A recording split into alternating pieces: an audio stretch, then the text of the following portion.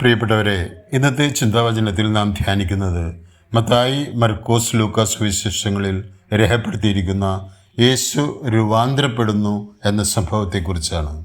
നോയമ്പുകാല ചിന്തയുടെ പശ്ചാത്തലത്തിൽ യേശുവിൻ്റെ പീഡാസഹന മരണ ഉത്ഥാന രഹസ്യങ്ങളുടെ ആഴവും പ്രസക്തിയുടെ പരപ്പും മഹുദ്ധീകരണത്തിൻ്റെ അനുഭവം കുറച്ചെങ്കിലും ഉൾക്കൊള്ളുവാൻ ഈ സംഭവം ഒന്ന് ധ്യാനിക്കുന്നത് നല്ലതാണ്. സുവിശേഷത്തിൽ നാം ഇങ്ങനെ വായിക്കുന്നു: അവൻ അവരുടെ മുൻപിൽ വെച്ച് രൂപാന്തരപ്പെട്ടു. യേശുവിൻ്റെ ശിഷ്യരായ പത്രോസും യാക്കോബും യോഹന്നാനും നോക്കി നിൽക്കെ യേശുവിൻ്റെ മുഖം സൂര്യനെ പോലെ വെട്ടിത്തിളങ്ങി, വസ്ത്രം പ്രകാശം പോലെ ധവളമായി. മാത്രമല്ല, മോശയും ഏലിയായും അവനോട് സംസാരിക്കുന്നതായും ശിഷ്യന്മാർ കണ്ടു. വരാനിരിക്കുന്ന ഉത്ഥാന മഹുദ്ധീകരണത്തിൻ്റെ മുന്നാസ്വാദനമാണ് ദൈവഹിതപ്രകാരമുള്ള ഈ രൂപാന്തരീകരണം. കാരണം ദൈവ നിയമങ്ങളുടെ വ്യക്തമായ മോശയും ദൈവിക വെളിപാടുകളുടെ അറിയിപ്പുകാരനായ ഏലിയായും തങ്ങളുടെ സാന്നിധ്യത്താൽ അത് സ്ഥിരീകരിക്കുകയാണ്.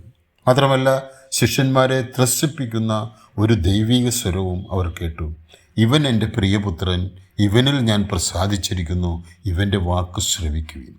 ശിഷ്യന്മാർ ഭയവിഹ്വലരായി കമിഴ്ന്നു വീണു എന്ന് മത്തായി രേഖപ്പെടുത്തിയിരിക്കുന്നു.